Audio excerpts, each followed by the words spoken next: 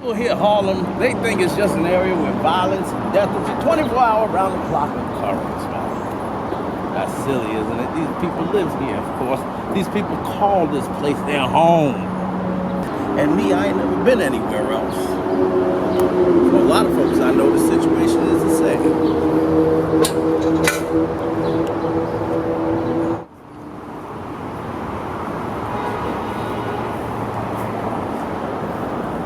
Walking down 139th Street the other day, I got to talking to a woman I had never seen before. How that happened is interesting.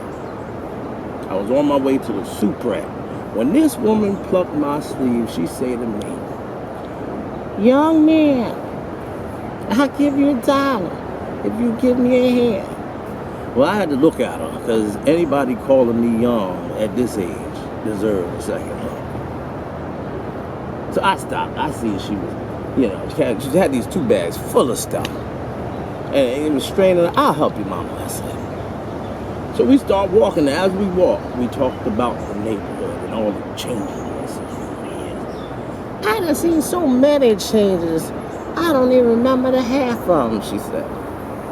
Me too, I told her. You a young man.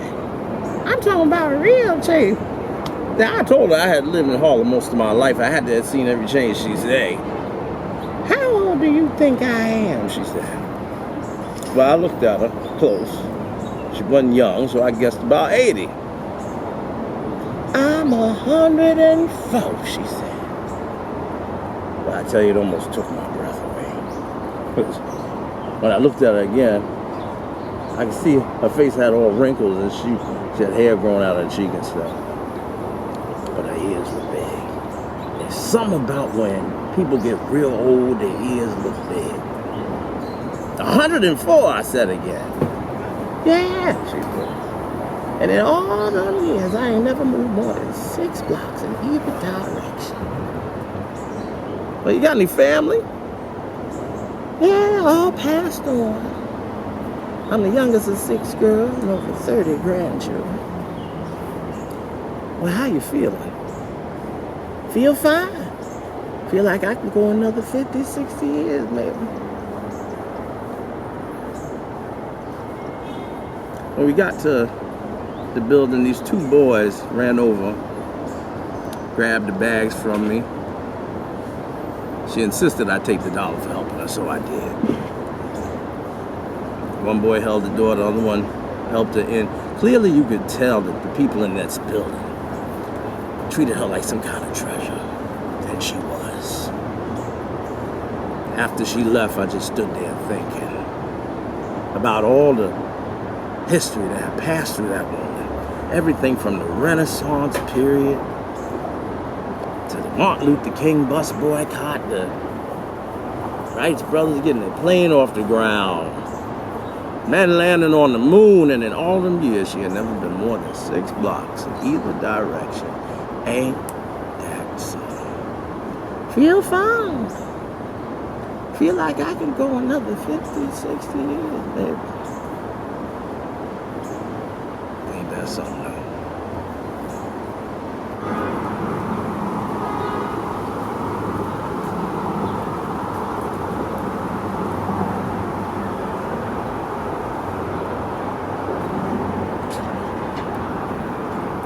I'm retired too.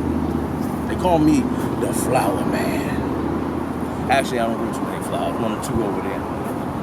Mostly it's vegetables and greens, a little bit of corn, stuff you could eat, put in the pot and eat. Most of the stuff I eat nowadays comes from right here. But they call me the flower man. And the name stuck.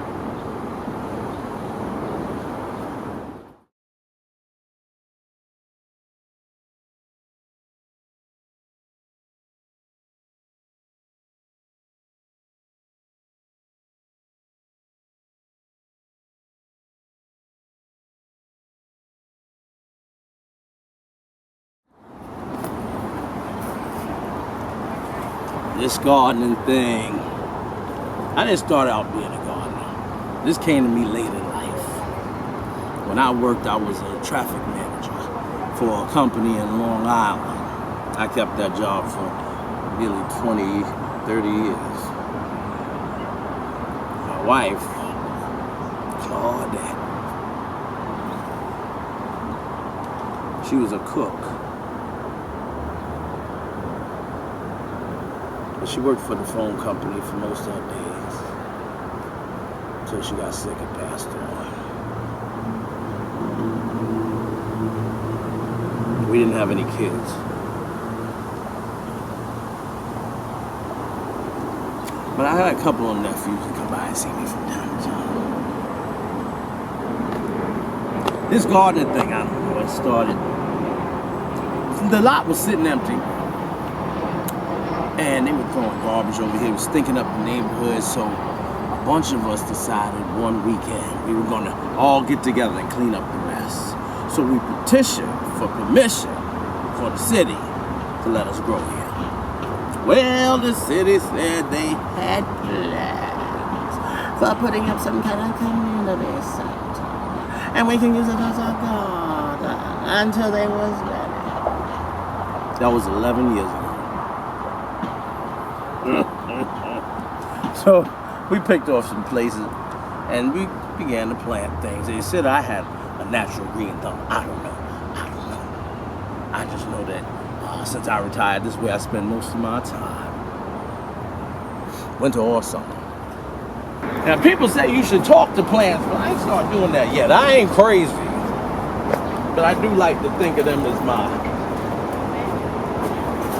non-human friends. Gotta see how they doing, see if you need anything. You need anything. And I don't sell what I grow here. I can give it away. Some people leave a little donation, you know. I can get fertilizer, seeds, stuff like that, you know. Yeah, these days now, I got to really start to growing.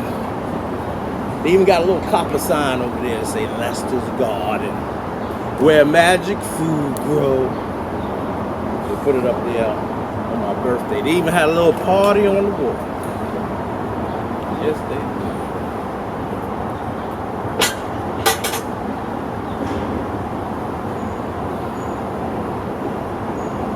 One of these days,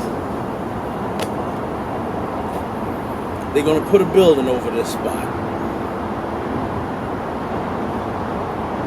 But until then, we're going to let the ground keep giving us its. So when you hear all that stuff about Harlem, think about all the stuff they don't put in the paper, like the fine people that live here. And the places like this garden, in the middle of all this concrete.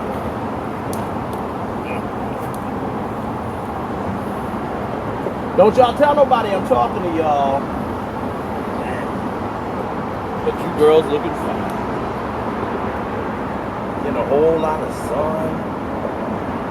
Showing your leaves.